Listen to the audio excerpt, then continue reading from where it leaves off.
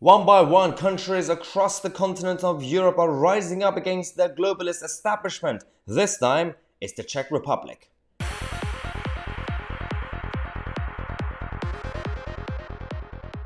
Now, we always knew there was going to be a backlash eventually across the planet, actually, in terms of the consensus, the globalist consensus. Everything is becoming centralized, everything is becoming about big government and big business, up to a point where the right-wing capitalists and left-wing socialists, they are now all going hand in hand against the same consensus.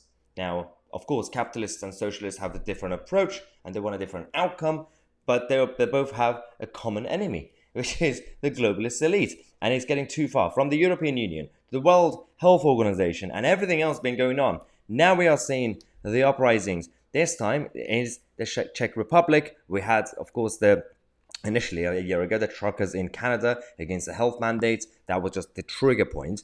But now we had the farmers in the Netherlands, the farmers in Germany, and many other groups across Europe. These are the pictures that we have from the Czech Republic.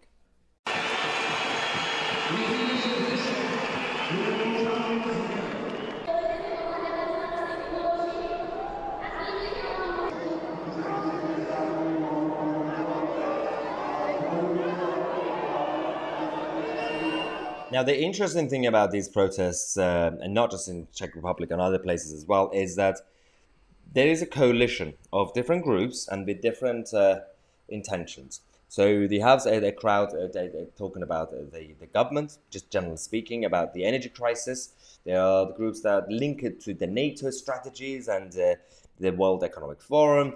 And then you just have basic protests against the incompetence of politicians, the corrupt politicians. Now, that's good and powerful that you could have a coalition of different groups and voices. The issue is, just like anything we've had historically, decades ago, centuries ago, when, hypothetically, systems get toppled and everything else, if the coalition of these voices, they don't really get together behind a common goal, then afterwards, let's just say they succeed when it comes to even a soft revolution or whatever, you're going to have more conflict, because then both sides, all various sides, are going to be say, well, my priorities are more important, so you need to shut up and listen to me. We have to bring down NATO. And then we say, well, no, we'll bring down NATO next, but we have to bring down the European Union first. Or they're just the government, bring back dictatorships or whatever. That needs to be sorted, because you can't just have all these movements randomly, have left-wingers and right-wingers wanting different things, getting together, uniting behind the main movement, which is good, but they don't know who's actually going to take over next time. So that's one of the main problems with what's going on around the world. But it is all about frustrations. People are frustrated, they're sick and tired of the establishment, and I cannot blame them. Now we're going to come back in half an hour. Subscribe to the channel. I'm Tousi, and we are the media.